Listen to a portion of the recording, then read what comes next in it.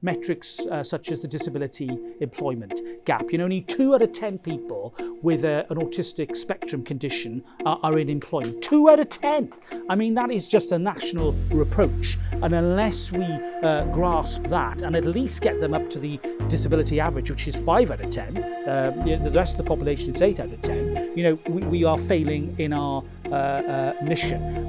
One of the other matrices is the prevalence of knife crime in the under 25s, the number of homicides. It's the health of a community that we should be measuring, and the safety of a community that we should be measuring just as much as pounds, shillings and pence.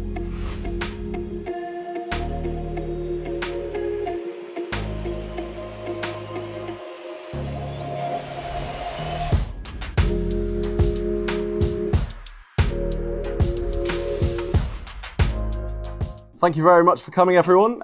Levelling Up, probably not getting quite as many mentions this year at Conservative Party Conference as it would have compared to last year, but I'm glad to see that your enthusiasm is undiminished.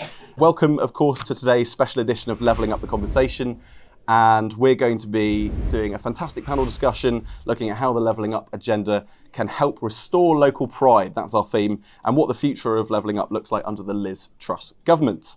My name is Aubrey Allegretti. I'm a political correspondent for The Guardian, and I'll be chairing today's discussion, ensuring that we get the most out of our esteemed panellists and also, hopefully, some very experienced voices in the audience as well. We're very lucky to be joined by Sir Robert Buckland, the Secretary of State for Wales and MP for North Swindon.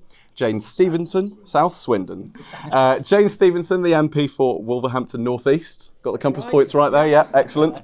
Natasha Engel, the former Deputy Speaker of the House of Commons. Sam Chapman-Allen, leader of the Breckland Council as well. We've had quite a lot of questions submitted in advance by those of you who were very keen and wanted to get them in early. So apologies, I've tried to sort of group them as best I can and make sure that we kind of tick all the boxes that you guys were interested in. But apologies if we don't manage to get to yours. I've tried to sort of bring them in. We will, once we've gone through the sort of pre-submitted questions, open it up to you in the audience as well. So do feel free to sort of put up your hands when selected, sort of tell us your question. Obviously, give us your name, your title, and keep your questions short and sharp. As a journalist, I can tell you that's how you get the best answers. So I should also say that if you want to tweet along, then you're very, very welcome to, and that today's hashtag is hashtag LUTC. So without further ado, we're going to jump into the questions, and levelling up, a sort of somewhat difficult to define concept, or rather it can mean different things to different people. So I'm going to start on the left with Jane, and I'd like everyone on the panel to give 60 seconds about what levelling up means for you. Jane. Thank you. Levelling up to me, I'm from Wolverhampton. It was where I was born and raised. I consider myself really lucky I'm one of the MPs who gets to represent an area they know really, really well. And to me, levelling up is about levelling up opportunity. Wolverhampton is a fantastic city. We have a lot of local pride, mainly in Wolverhampton Wanderers, but we have a good history, a solid history in industry and innovation. But we have areas of deprivation, we have low education outcomes, we have very high unemployment. At one point, we hit the highest youth unemployment area in the country. And that lack of opportunity to me is what levelling up is all about. So the focus on skills, making the economy stronger within the city is where I really want to focus. So I don't know what 60 seconds is, but it's not very long, so I'll stop there. Fantastic work, well done, you've kept within it. Sam.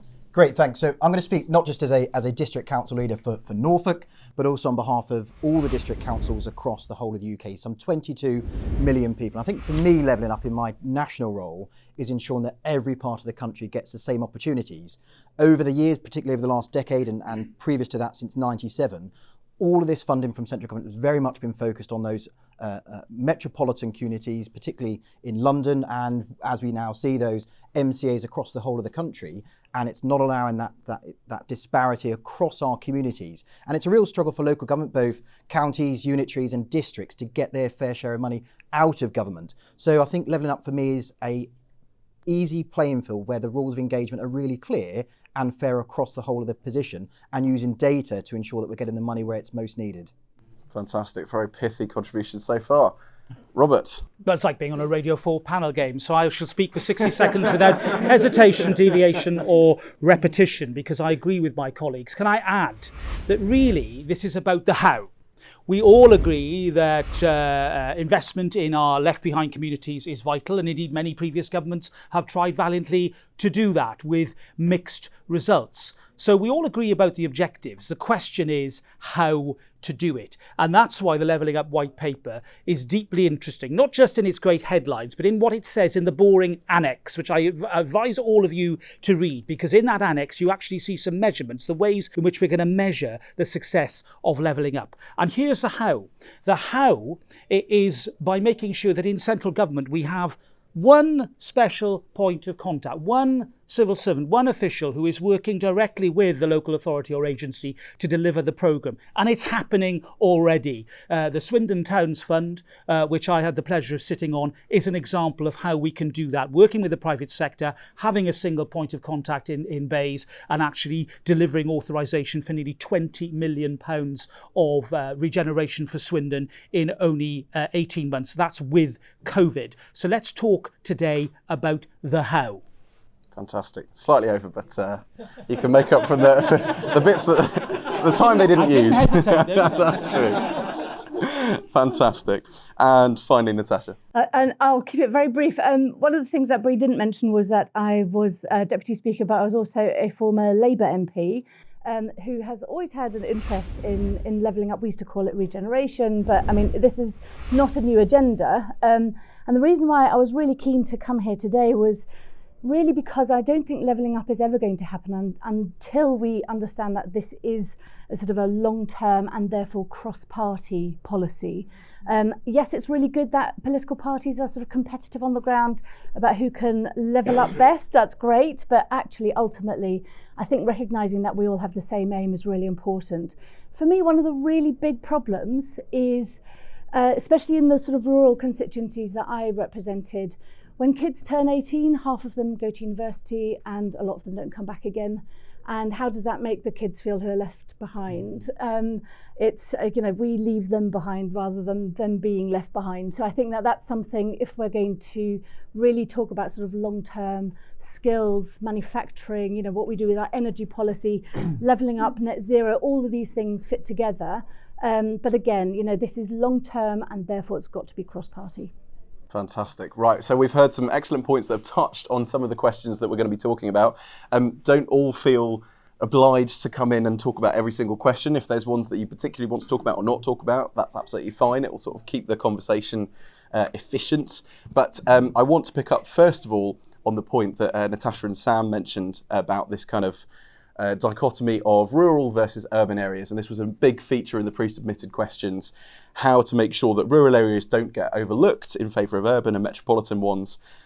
So sort of to either of you first, but to the MPs as well, do feel free to come in. What needs to be done to ensure levelling up takes place in rural areas to help restore and retain their pride, given they may have, say, poorer broadband and mobile signal and struggle to retain young talent? That was a point you were talking about. Would you like to kick us off? Yeah, sure. I think we've got to stop with, and Robert talks very eloquently about this, but we've got to stop sort of talking about for every pound spent in cities, we get X number of pounds back, and if we spend it in rural communities, we get far less back. So this is not so much about kind of, value for money on the ground, because if you look at it sort of through Treasury eyes, levelling up is never going to work.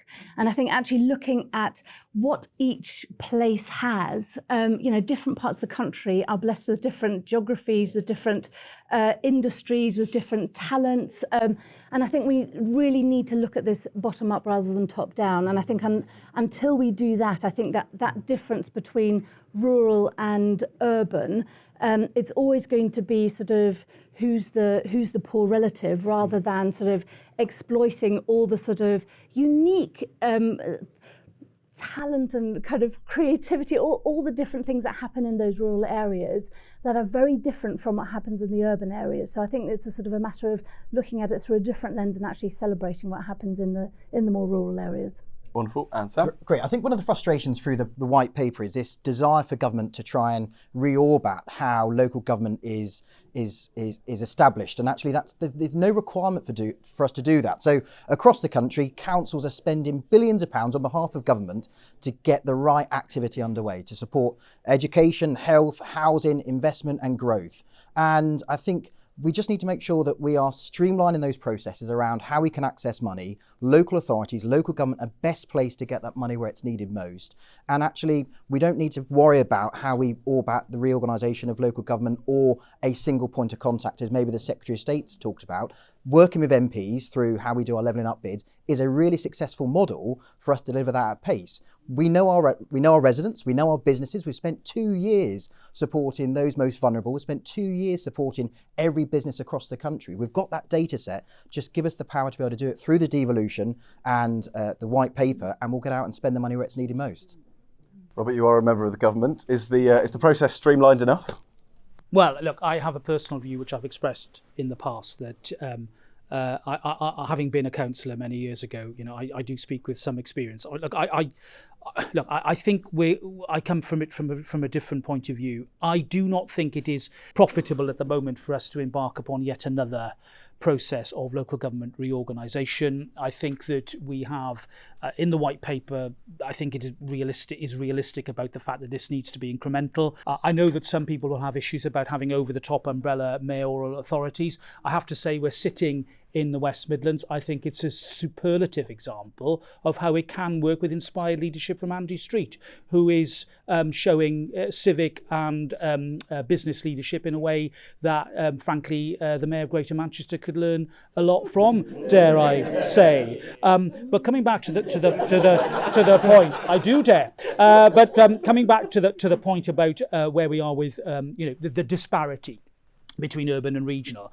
I mean, I do think that we mustn't forget that there have already been some reforms to the Treasury, the dreaded Green Book process, which we've heard so much about, which now does include requirements about the geographical impact of proposals being part of the process. And that's clearly relevant when it comes to the point that Natasha makes, because whilst it might not be as easy to measure in a rural community, the rurality and the geographics of it do need to be taken into account when trying to establish the potential impact of a particular programme. And therefore, that gives me cause for optimism that as we work into a system that is about working with alongside people and organisations rather than doing things to them or for them, then you'll start, I believe, to see this disparity between regional and urban being broken down. Because I think the first thing we need to understand about levelling up is that there isn't a single blueprint. And I think here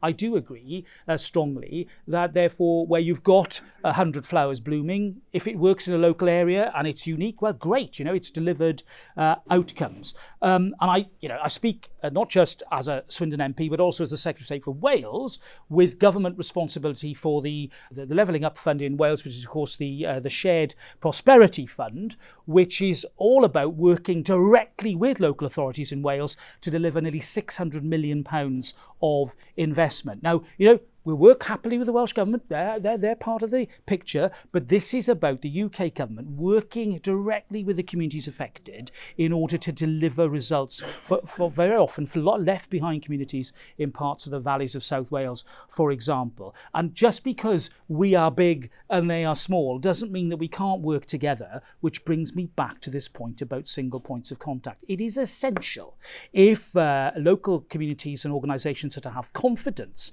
in the continuity of government, and the long-term point that Natasha makes is a very powerful one, that there is a named contact. There's somebody you can ring or email to talk through the day-to-day progress of a project. I've seen it work. It does deliver results much more quickly, and I think that that's a very good blueprint for how we deliver both in rural environments and in our towns. Jane, what do you make of that?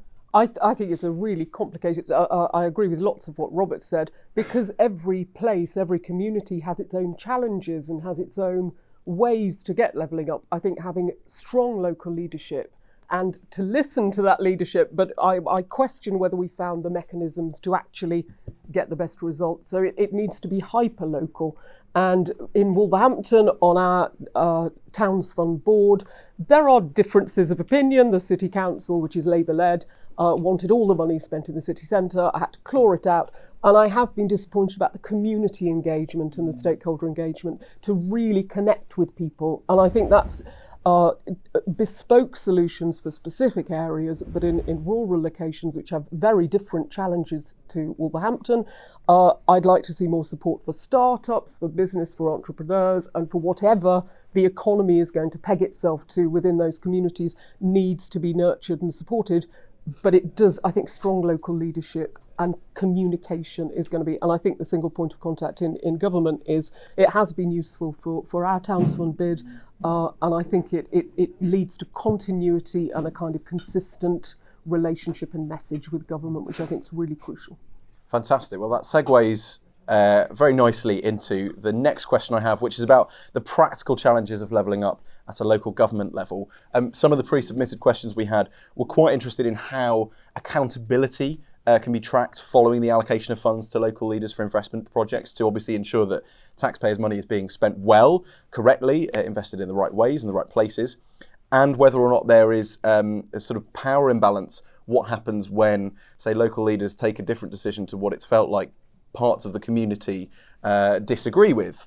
So I will let somebody sort of come forward and say that they'd like to speak on that first. I'll kick off just briefly, just from a local government perspective. And for those in local government who are sat in the room, for those who are either upper tier, lower tier, you've just got UK SPF, you've put your bid into government and you're waiting for that announcement where you've got that money. Out of the blue, DEFRA have announced a Rural Prosperity Fund where we had no idea where that was coming from. And in turn, we've got people across the country who have just waited to hear about the Levelling Up bid, part 2. We've got towns funds, towns deals, high street funds. They're all intrinsically linked. And it's a real struggle to make sure that you are taking your communities with you back to this point and managing expectations whilst ensuring you are delivering. And those successful councils will be fantastic bid writers. They get loads of money. But for those councils who are hand to mouth, which many local authorities across the country are, and hemorrhaging money around adults and children's, which is impacting that place leadership around levelling up, we are struggling to get the money to what we want to be spent on, because funding pot A is intrinsically linked to B and C. And if one of those falls down, the whole of that plan, whether it's town centre regeneration, whether it's a growth park, whether it's overhauling net zero emissions for your housing stock, whatever it is, we will really struggle to do it in local government. So my plea is, and the conversations today is, how do we streamline those processes, have a really clear forward plan what government is going to fund for local government, and then we can ensure that those conversations are happening really early on with the third sector, with communities, with businesses, with other public sector bodies to ensure that pound gets spent where it's going to have the biggest effect.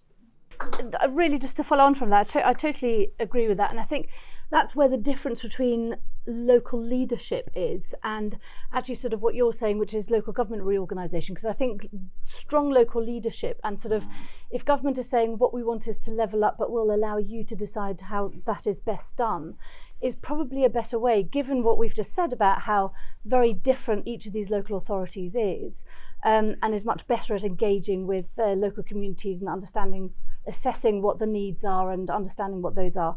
The only thing that I'm worried about in all of this is that, and we've all experienced this, that there are very loud voices locally that aren't necessarily the voices of the community.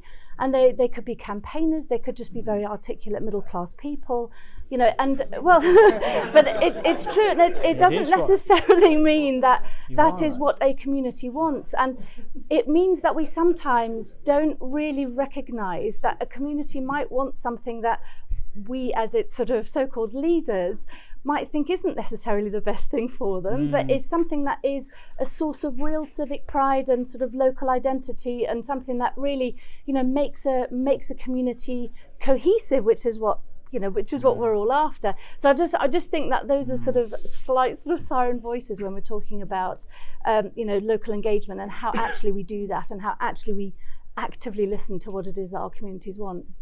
Robert, you're agreeing with a lot of that? I am. I mean, look, we all know the communities where you have the articulate campaigners and the local voices, but there are a lot of communities out there that are left behind, and there's a reason why they're left behind. It's because they don't have advocates to articulate what it is that is good or that community particularly wants. Now, that can be painstaking work. Sometimes it can take a long time, many years sometimes, to properly establish what it is that that community actually wants. And I think that underlines Natasha's point about huge aspects of this being a long-term programme. And I think there are going to be places and communities where we do need to do that painstaking work. I certainly represent a number of them in my constituency, and with varying degrees of success, that work is going on. But at the same time, I think, again, coming back to the how, the need for data at a subnational level, at a local level, is huge. And in the white paper, you see a ready acknowledgement of that, and indeed a pledge to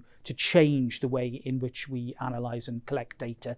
There's going to be a new data unit launched to deal with that more granularity on data. Indeed, a statutory obligation to report back on levelling up progress annually, and an advisory panel to actually help deal with what it is we should be looking for. Now, it's dry, it's often very, very detailed, but unless we have something objective, then really how on earth do we know whether we've done well? We can all pat ourselves on the back and say we've ticked the boxes, but what difference are we going to make? And that's why the metrics in Annex A are hugely important. Metrics such as the disability employment gap. Only 2 out of 10 people with an autistic spectrum condition are in employment. 2 out of 10!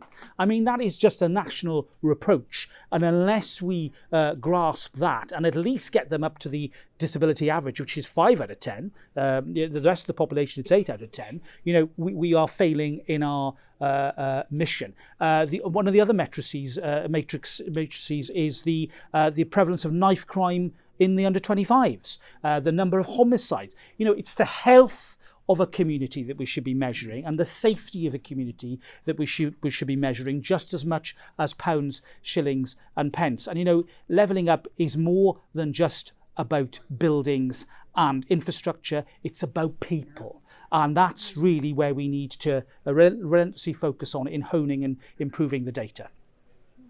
Jane? I agree with lots of that. I think that the challenge in a lot of politics is the time frames and the fact politicians, we're all in very limited electoral cycles and want quick results. Certainly where I'm from, a lot of the issues are going to take a lot longer to solve than single or 2 government terms. So I think the balance will be there for those long-term strategic things around education, around skills training. Some of those things will take a long time, and early years intervention, I think, in certain left behind communities, because the parents aren't confident about where they're reading with their kids, where they're doing various things. I think there's so much scope and so much needs to be done, but the balance between doing what the community feels it wants to see in the short term with those long-term strategic things. And in Wolverhampton, we have a battle. I'm very pleased to see some of my local councillors here today. We're in opposition. We try and make those noises, but it is very difficult. And I think, listening to communities, community engagement, it goes back. But I think the problems are so diverse and so long-term that there are significant challenges about delivering them and measuring them. Well, that also brings me very nicely to the next point. I want to sort of turn now to taking a look at levelling up in action. From the pre-submitted questions, a few people wanted to know if the previous government, that is the Boris Johnson government, should have delivered it faster with a higher priority, as well as what evidence there is that it's being well received by voters and actually making a difference in the intended areas where that funding's going in. Looking at our title, I mean, how much can we really say that local pride has been restored through the process of levelling up so far, and how much more do we hope there is yet to come? Feel free to come in, anybody.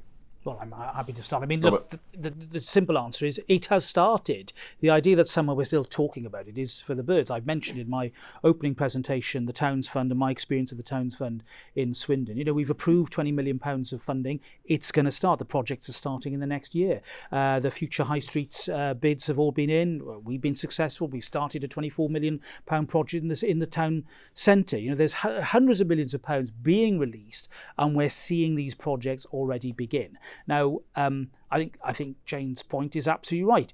This isn't going to be done in the cycle of a parliament. But what we will be able to do by the time of the next election is say, look, we have allocated hundreds of millions of pounds. There are some projects that have begun, and you will shortly see cranes and scaffolding to indicate that a project in your local town is the direct result of what we're doing on levelling up. So I do think it's important that as Conservatives we nail this myth that somehow we've lost time, and that COVID meant that we couldn't do anything. We were paralysed from actually getting on with the programme that we announced as part of our winning manifesto in 2019. I do think inevitably when a new government comes in, a new Prime Minister comes in, there's a lot of media focus upon the new government and what it's going to achieve.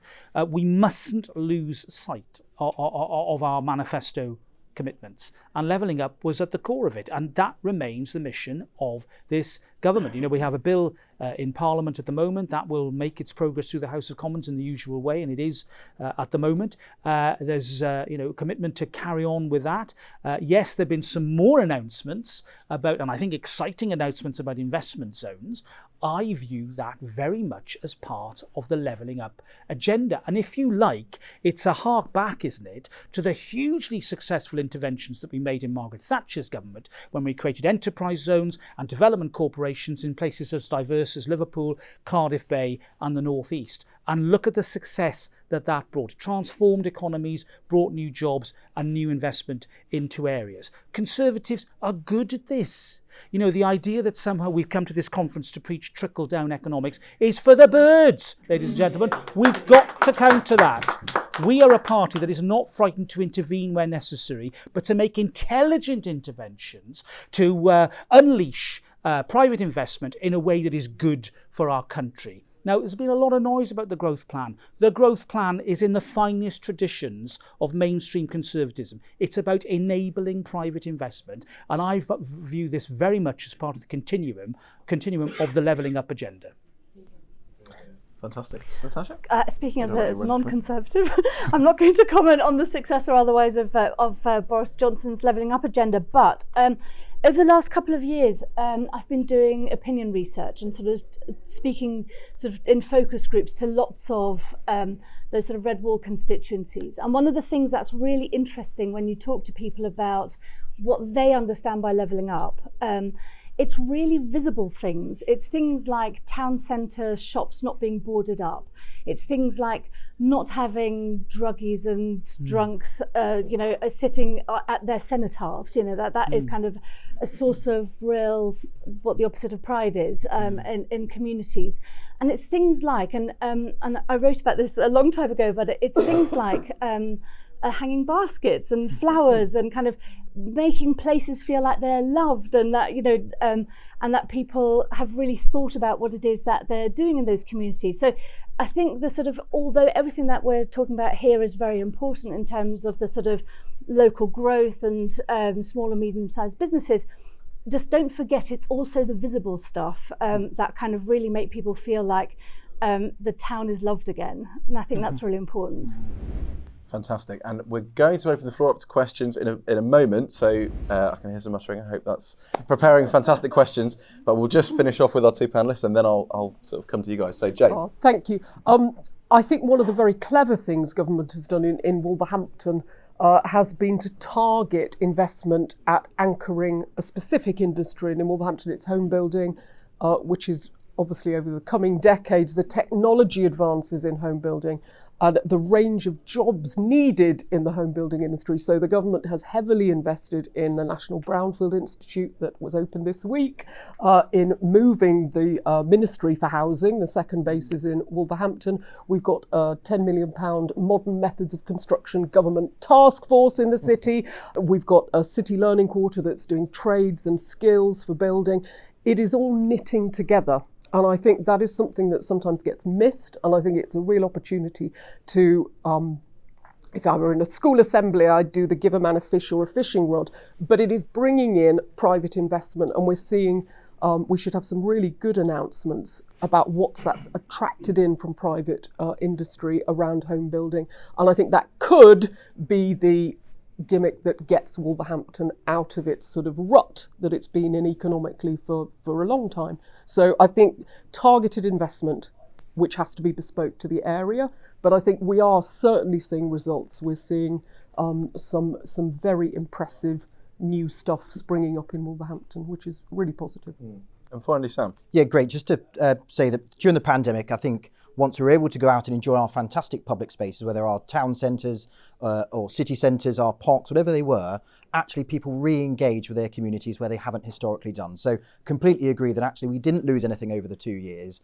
And the Levelling Up Fund, the billions of pounds we've got out is proven to be targeted at the right place. But I think it comes back to my initial piece. We've got to make sure those rules of engagement are really clear, and actually that those funding pots A, B and C aren't intrinsically linked, that if A falls down because Homes England withdraws it, inflationary costs for the capital bill can't continue, that we're ensuring that that project and programme still takes place. The biggest risk we face is local government across the country are putting these bids in. So we've highlighted that there is a need to do something. If we're not successful, our communities then use that as a tool and a stick to beat us with. So we've got to make sure that as we move forward, that the funding goes to the right place and those rules of engagement are really clear so that everybody gets to enjoy it. And it does come down to basic things, flower pots or town centre place shaping. That place leadership is really important. That start by ensuring that people have pride in their place, and that would hopefully ensure those ripples disperse around amongst the whole of those communities. But in turn, we've got to make sure we're twin tracking housing.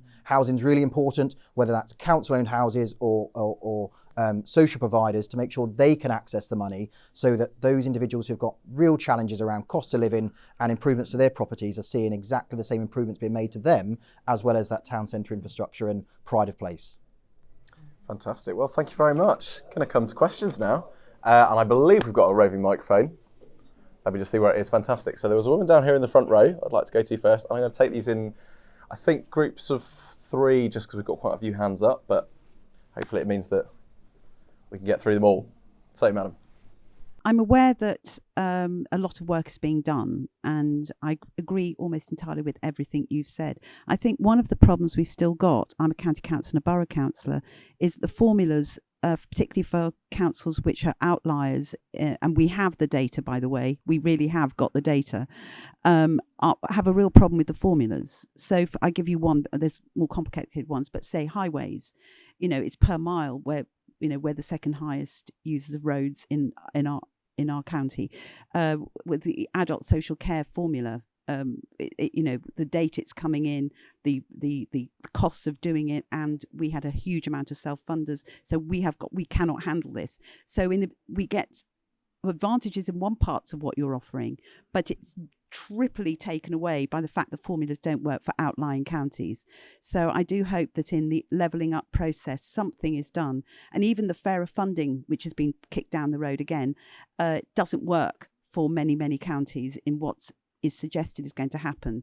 So I think the flexibility that everyone on the panel is talking about has to be re-looked at, because there are some areas that certainly our county is going to be stuffed basically as it goes forward as it's proposing. Surrey, because we're the highest on adult social care, children's services and special needs, and we've got the second busiest roads in the country. Understood. So we have a problem. Okay, thank you. Sir? Thank you. Richard Clare, leader, Wiltshire Council.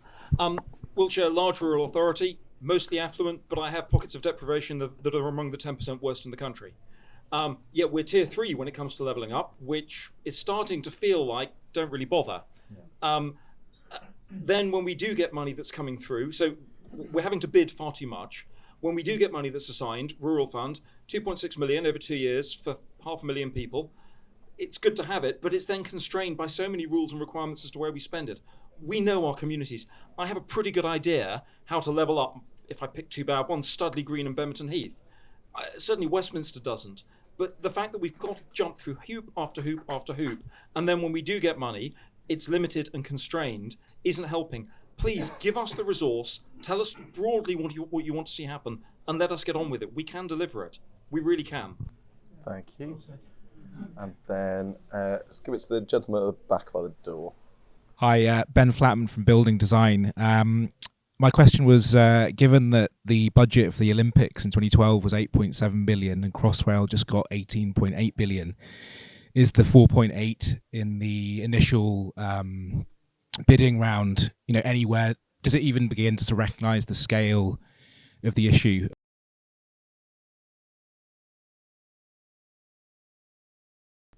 Robert?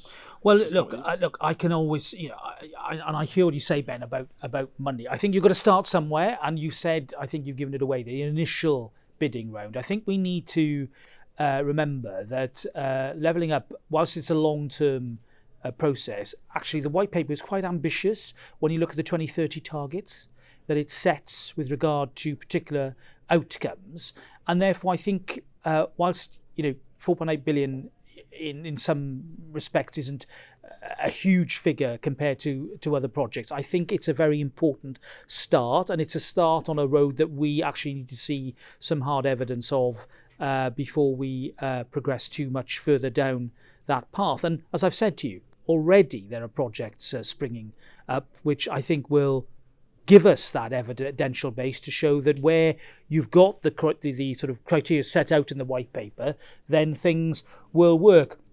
Now, the general points I think Richard and my colleague from Surrey talk about, I think local government funding is an issue that has bedeviled all governments of all colours.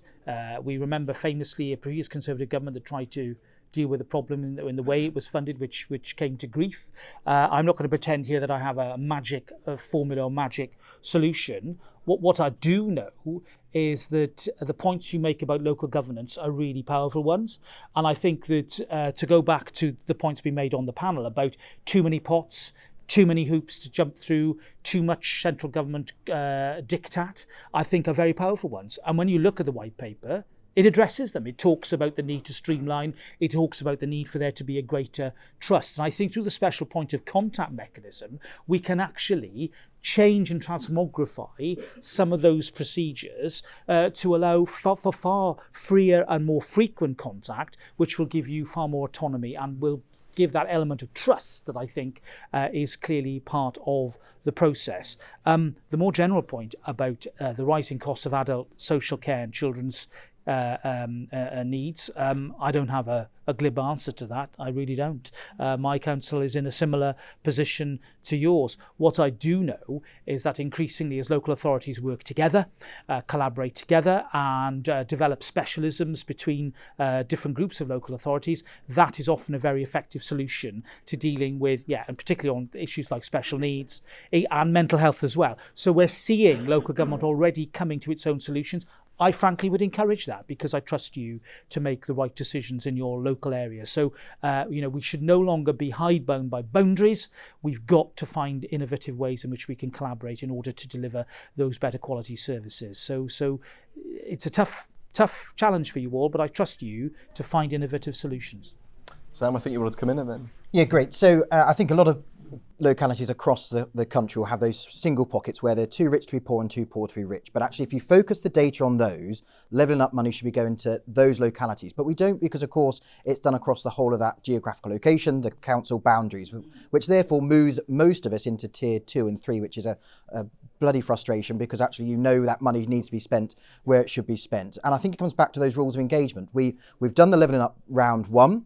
Government listened. We've tweaked some of those. Some people have changed where those the parameters sit, but not to the detriment of where we're trying to get the money to. They still haven't focused on those issues around education attainment level, mental health, inequalities, and everything else, which actually we're trying to ultimately achieve.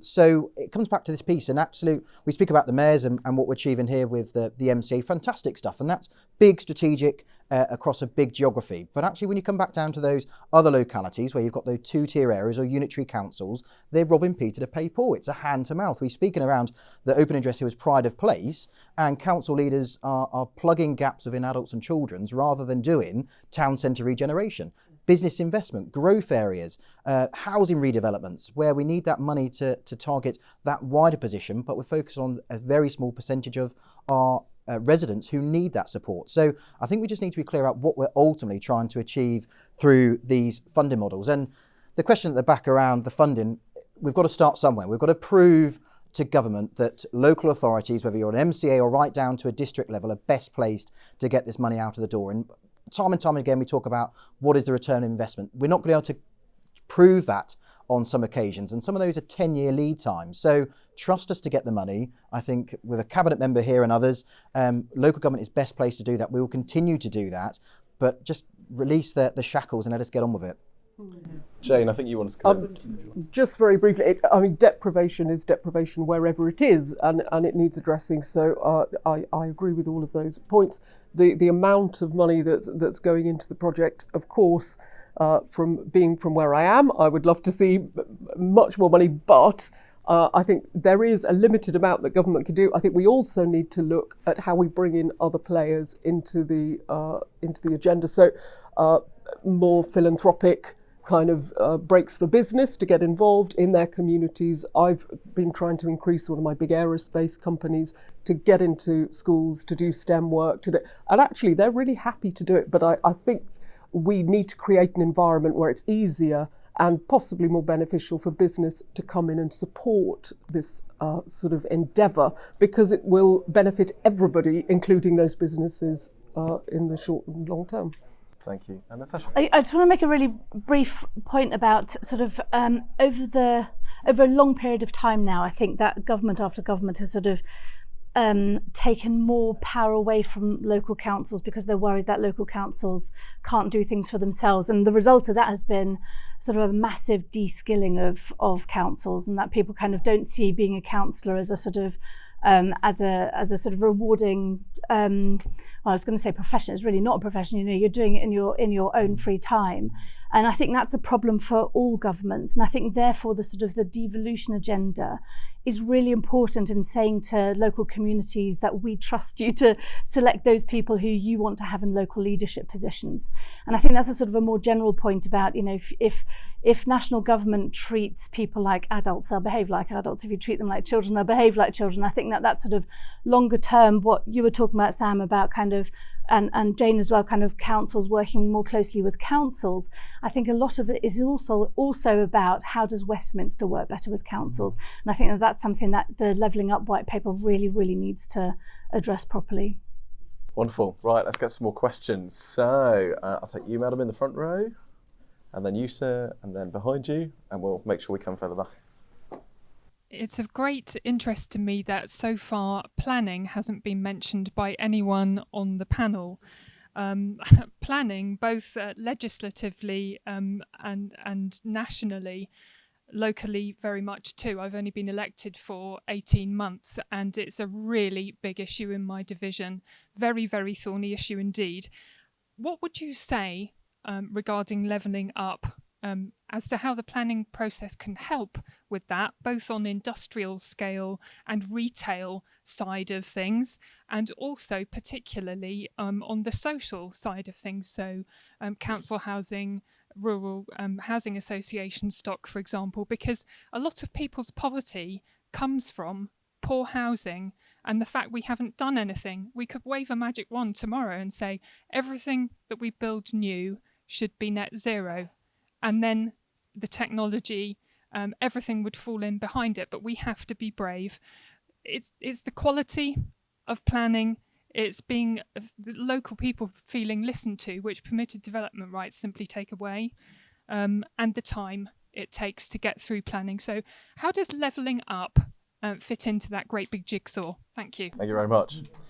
I have planning written down here on my the pre-selected questions, but I've even written it's a very thorny issue. But I thought that an audience member might be able to phrase the question in a better way than me. So thank you very much, sir. Yeah, sorry. Hi, Councillor Ankur Shiv Bhandari, Mayor of Bracknell Forest. Can I just build on Jane, what you said very, very articulately? You talked about that deprivation is deprivation, and the only way to come out is if there is opportunity. And you talked about, partnering with businesses to do that. And Robert, you also talked about that in terms of, we cannot do it for them all the time. We have to do it together. However, when, I look at generally, I feel that businesses are sort of victimized or targeted. So even if we take the 45% tax rate that was reduced, etc. So I think there is this general theme of, we should just be giving rather than empowering businesses to create employment, create opportunities. Is there something that we can do at a national level in connection with leveling up, where there are opportunities or incentives, as you said, for businesses as well, to get involved so that we sort of hit two birds with one stone? Fantastic question. And behind you. So the question is, on centralized decision making for housing, and ladies just brought it up, in terms of deprivation, housing always goes together. When I walk around some wards and speak to residents, and the thing is how to move with leveling up, move the decision making to local government from central government. Because I think there's still a bit of that going on. So that's my question to Robert. Great. Okay. Fantastic. So we'll take those three and then I'll come to you in the next round. So Robert, you want to start off with that and then answer anything else? Look, Basil, of course, I have the advantage of knowing Basil's ward very, very well indeed. And it's quite a mixed ward. We have large local authority direct ownership of properties that were, in fact, built by a Conservative government, by Harold Macmillan, to deal with London overspill. They are now 60, 70 years old. Some of them are extremely energy inefficient, and that's a big worry for those living in them. A lot of owner-occupier as well in that ward. But it's a really good microcosm, actually, of what we're having to deal with. And I think what we mustn't forget in housing, we've got several players in the mix. It's not just about local government, it is about housing associations as well.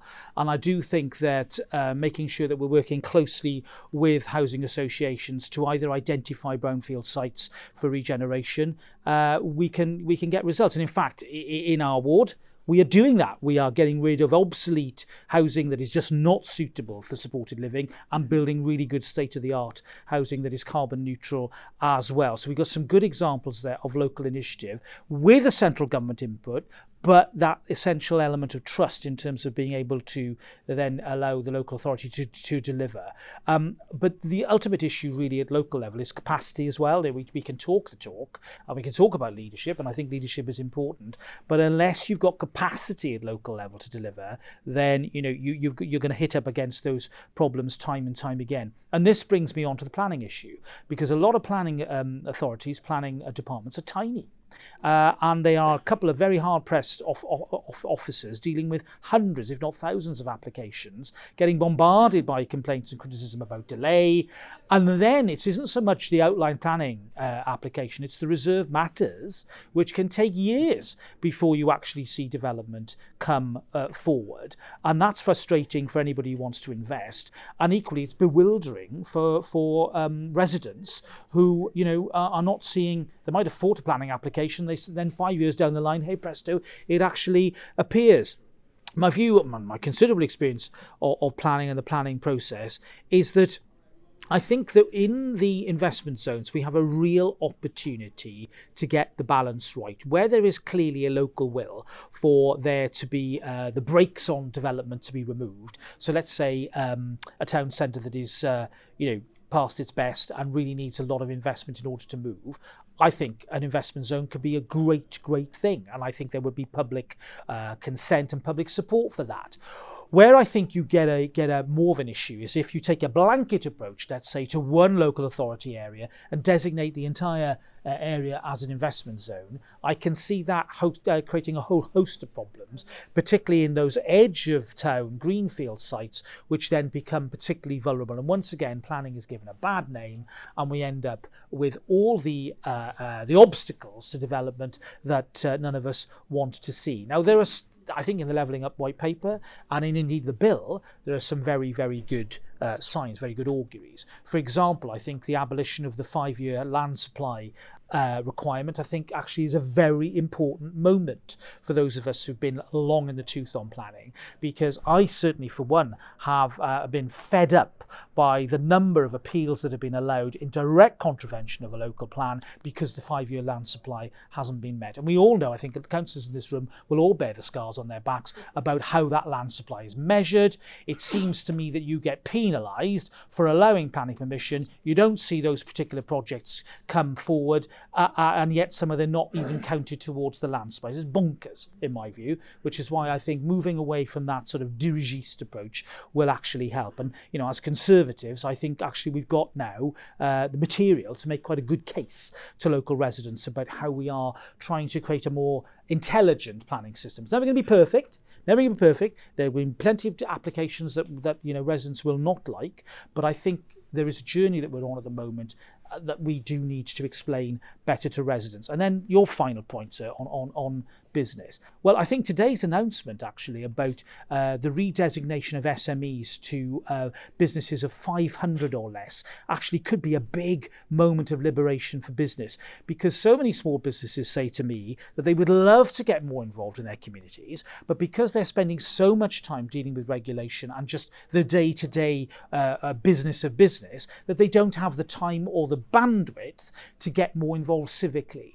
And I've got many businesses in Swindon who feel like that.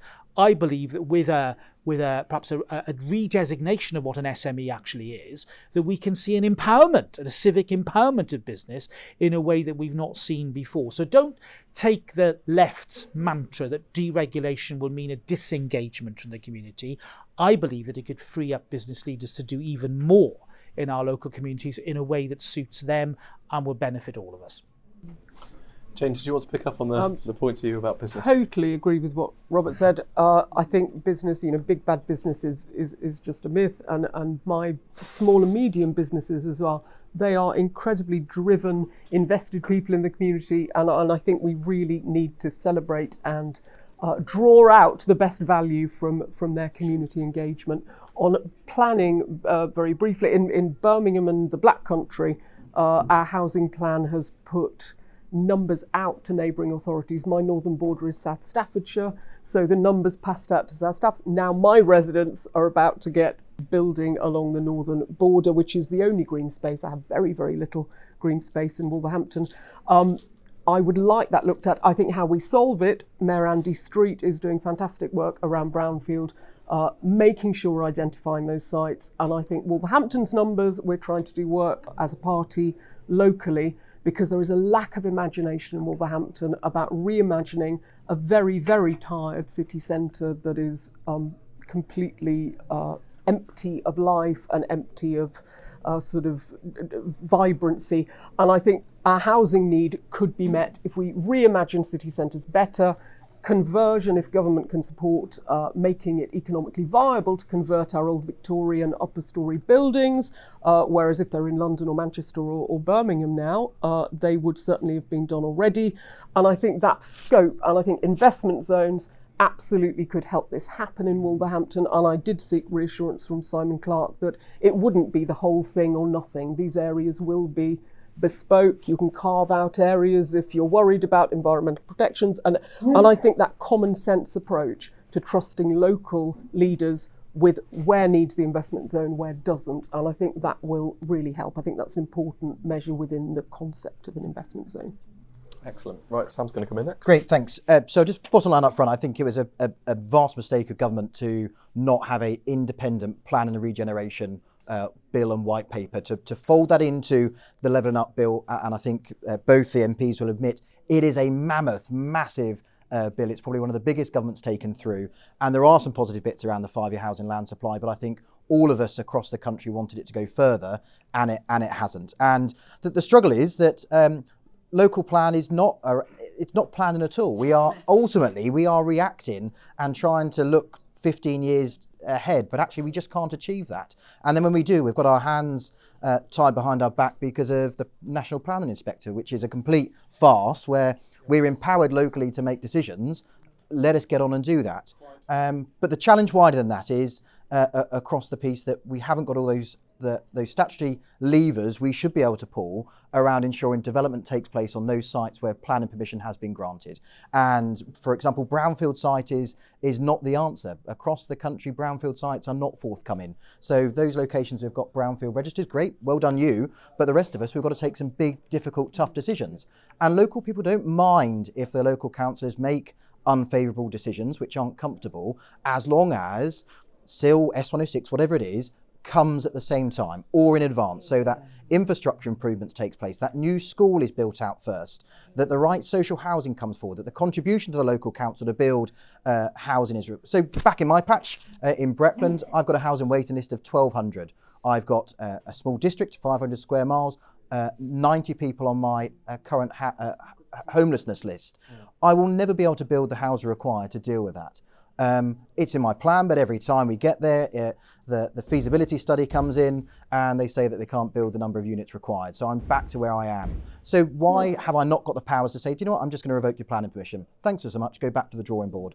Let's work together with developers to ensure that we're getting the right properties, the right commercial assets in the right place. And back to where we were around investment zones, councils know where those planned sites are for both housing and for employment sites and open space. We don't need to reinvent the wheel. And I know that the Secretary of State has written to all council leaders today to say, let's work collaboratively. Let's make sure that we're going through that process to get those initial interest in, but in turn, twin track to allow us to get those LDOs in place to make sure local decision makers are making sure the right chimney pots and the right type of growth is forthcoming, because businesses want to be having those conversations with us now, but we don't quite know what that looks and feels like. And it comes back to be really clear what the rules of engagement are, empower us to do that, and local councillors, local council leaders, mayors will go out and do the heavy lifting. We've done it every single time government has got its back against the wall. We will continue to do it, but just let us get on with it.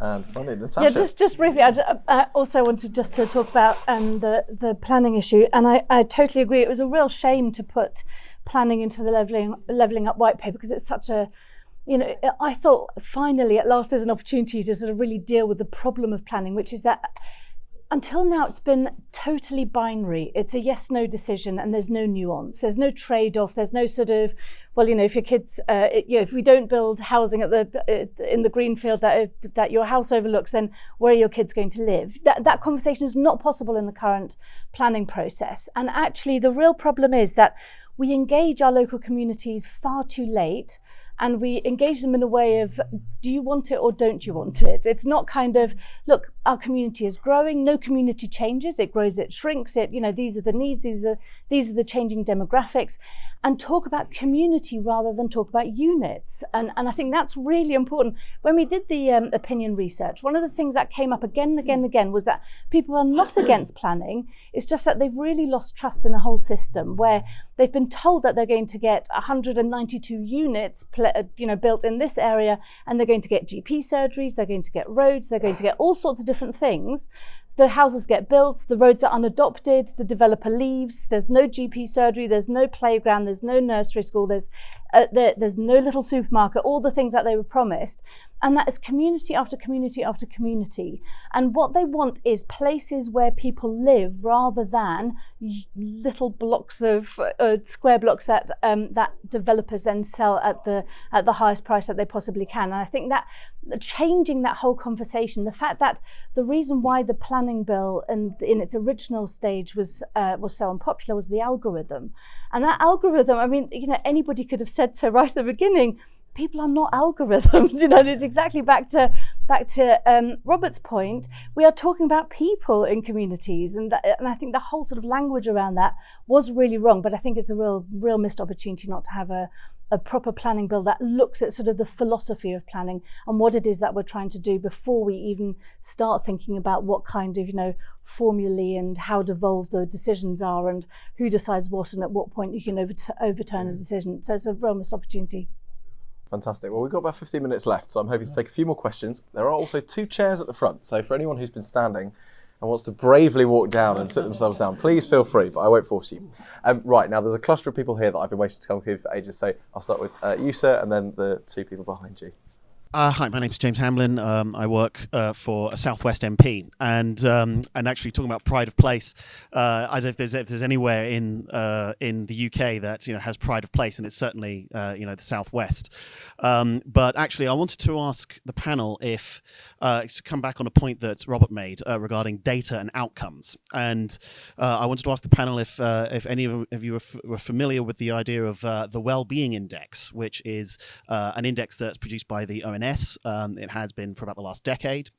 And coming back on Robert's point about, well, we've got to look at the outcomes, and if levelling up is to mean anything, it has got to be about improving the lives of people. And the Wellbeing Index is a kind of holistic, well-rounded way of looking at that. One of my personal interests is getting the Wellbeing Index to be used more in government policy and look to measure the outcomes. So are you aware of that, and how could that play a part in levelling up?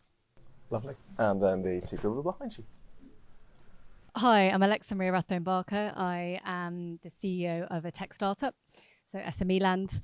And in our world, we're building stuff that's new. So what's happened beforehand, it kind of doesn't really make much sense to think too much about it. It's really focusing on what we can control, which is looking ahead. So based on what the government and Treasury have done, cutting tax for the top 2%, can we conclude that Liz Truss does not care about levelling up? Hope you can make it as punchy, this one. So I'm Jane Ozanne. I live in a very deprived part of Oxford, which may seem as an oxymoron to many, but it means that it often gets overlooked. And I want to come back. I'm so glad that planning's come up. And Natasha, your point about breakdown in trust, because when it impacts an individual in their own home, planning commission, they will not believe anything else that's going on. In our area, we've seen a 38% increase in a number of houses without any development plan, no increase in infrastructure, no increase in the number of GPs or surgeries, and the council are the developers. And so despite the fact that we have been trying to campaign, and Robert, to your point, it's very difficult to get people in these areas to even feel that they have a voice, when their voices are overruled because of vested interest and there's no appeal body, you have a complete breakdown in trust. So I want to understand, what do we do to both make the system fairer, have the appeal systems that we need, and start to rebuild at a bottom grassroots level that trust that's been undermined? Well, Robert, spotlight on you. You want to respond to the woman's question first about whether Liz Truss has given up on levelling up, and then the other 2 points. In a nutshell, no. I do think that it's unfortunate that an abolition of a tax rate that is worth about £2 billion, which, by the way, is cancelled out by the government's change of policy on the surcharge on corporation tax for banks, which is going to remain at 28%, which, do you know what, collects £2 billion for the Exchequer. I think that it's unfortunate that this has tended to swamp an otherwise quite an interventionist agenda when you look at what was announced last week, in particular the energy interventions, which I don't think anybody can suggest is somehow the hallmark of a government that believes in trickle-down economics. I wouldn't be part of a government that believed that somehow laissez-faire a la Gladstone was the way in which we would do business. In fact, everything that we are doing is about the sort of intelligent interventionism that I think epitomises the very best of a one-nation Conservative Party. It's really interesting to see the theme coming back again to people and empowerment. And I think Jane's point about the process, and it's been made by others in different ways, really gets to the heart of the problem that we have about democratic accountability and the loss of faith that people have in the system, embodied by a poor experience when it comes to planning. And that's why I think, the points that have been made on the platform and elsewhere about the need for there to be an early preparation for the communities to be engaged, as Natasha suggests, well before specific applications are made, are very powerful ones indeed. Now, that the vision had been, of course, through the local plan and neighbourhood planning, that we were able to do that. And what tended to happen was that, of course, the process became a very legalistic one, and that the process was, there for those in the know, but not really one that achieved the sort of community engagement that I think works. I have an example where it has worked, And again, it's in my backyard. Where development by Nationwide, the biggest building society in the UK of about 150 houses, did involve that local close engagement with a neighbourhood that didn't have the sort of local advocates that perhaps more middle class neighbourhoods have. One of the most deprived polling districts in my constituency. And do you know what? It worked. The outreach that Nationwide did to that community to ask them what they wanted, what their hopes and expectations were, meant that a development of well over 150 houses has gone ahead and has gone without any hitch in the planning process at all. So it can be done. There are examples where through engagement you can win hearts and minds and persuade people and win their trust that actually the process is working in their interests. And then the other point that was made by Jamie about the Wellbeing Index. I remember the Wellbeing Index being set up. There were a number of people in my party who thought it was a bit mad. I remember doing a panel programme on Radio 4 about it, saying how it was essential that we actually understood the wider ramifications of what it took to have a safe and healthy society. And that's why I'm really pleased that in the white paper you see in the annex those sort of indices, things about education, things about disability employment, things about knife crime in a community. These are what add up to well-being. And Natasha's made the point about visibility, and it's not a trite point. If somebody is living in an estate and they do not feel safe to go out after dark, that is a failure. That is a mark that it means that we have not achieved the levelling up that we need to. And therefore measuring well-being seems to me to be eminently sensible. And all the evidence I can see from the white paper suggests that the ONS figures and information is being used. And frankly, we need to use it even more intelligently in the years ahead. Robert, before we go to Natasha, I just want to use my chair's privilege to pin you down on the sort of answer you gave towards the start. You were saying that it was unfortunate that there was this perception, I think, about the tax cuts that were announced alongside all of the energy support. Michael Gove's obviously been on the airwaves this morning sort of saying that he doesn't feel that the abolition of, say, the 45p rate is correct, but you're sort of comfortable with that. You think that it's not direction of trickle-down economics? No, I think simplifying tax bands is sensible. I always felt that the 45, formerly the 50p rate, was frankly performance art politics by the previous Labour government. It didn't actually yield a huge amount, but it was a political gesture to try and force the Conservatives into making difficult choices. Well, we are a party that is used to making difficult and sometimes unpopular choices. What I will say, Brie, is this. I do think that if you do something like that, a sensible Conservative government must be very careful to make sure that at the other end of the equation, those in greatest need are not left behind. And in particular, when it comes to the responsibility that we have, as we've shown in the interventions on energy, then we must remember that it is those who are in genuine need who will also need our help as a government. And we have to not shirk our responsibilities in that respect, even if it does mean that for the time being there has to be greater expenditure. Understood. Thank you. Natasha? Yeah, just a quick one.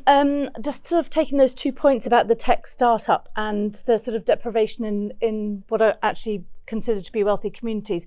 I think those are sort of taking them together, that it's probably the answer, because I think, I have seen tech platforms work in a way of engaging local communities in a way that local communities can themselves decide how much engagement they want and at what point they want to engage. So, Robert talked about an example in his constituency. There were a couple of examples in mine, but generally there are lots of examples of where local authorities are now working together with developers and with tech platforms in order to look at whole communities. It's not the cul-de-sac that's going to have the housing built at the end of it. It's actually the entire borough, the entire kind of village or town, where the local authority releases exactly those sort of well-being statistics, the demographic statistics. They're looking ahead 10 years.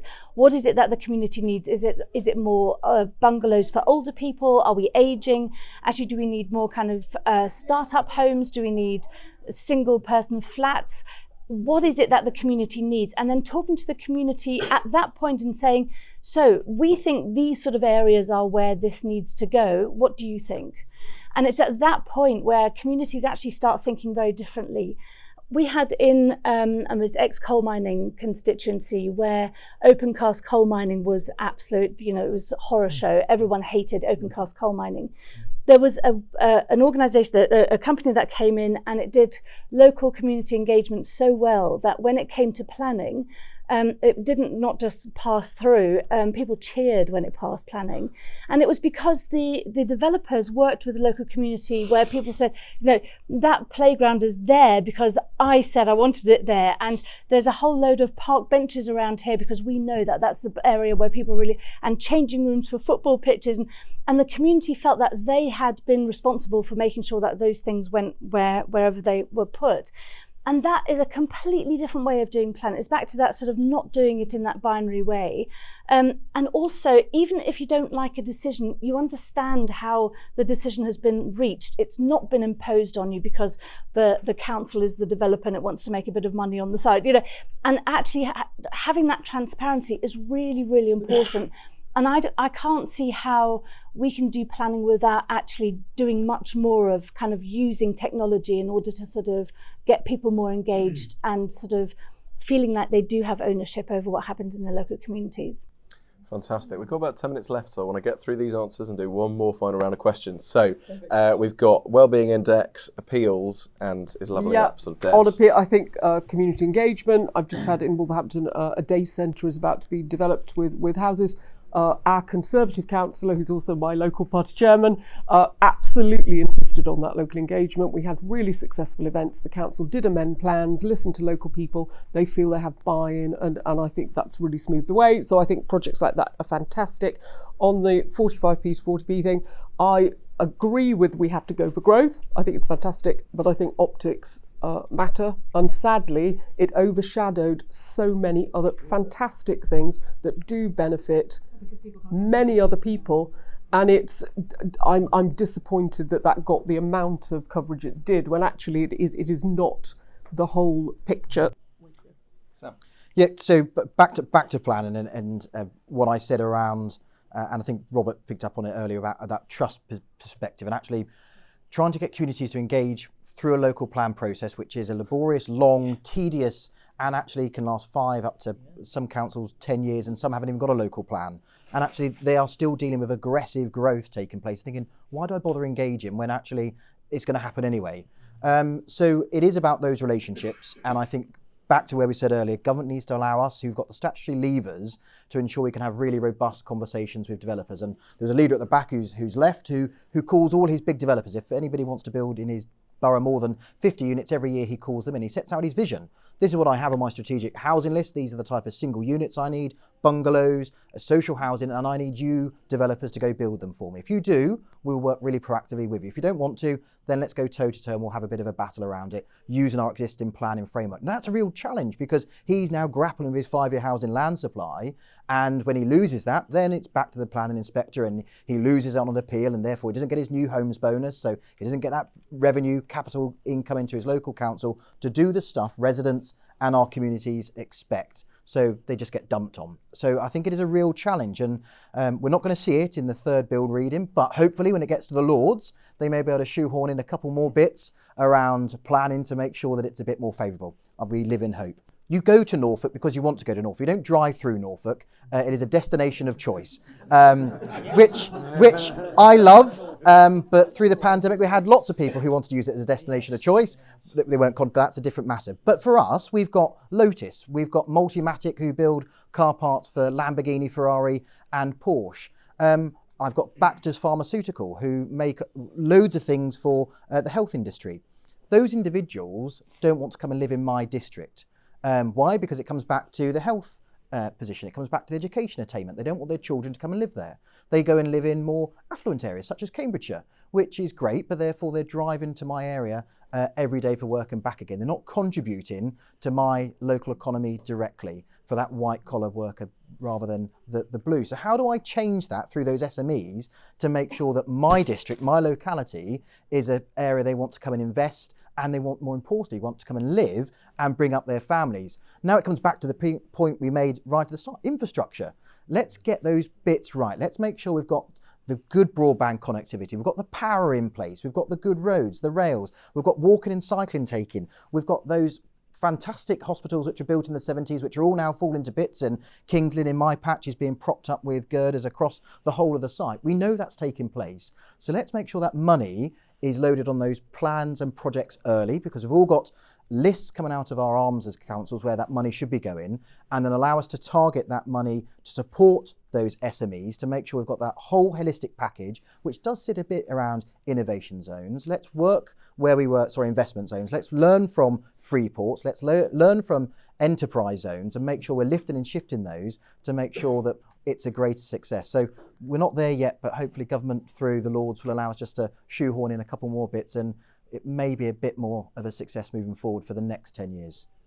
Right, now, unfortunately, our panel also have other things they've got to go and speak out very shortly. So I wanted to take more questions, but unfortunately, we've run out of time. Thank you very much for coming, and I hope you sort of go away with lots of inspiration and ideas. Yep, let's hear it from the panel.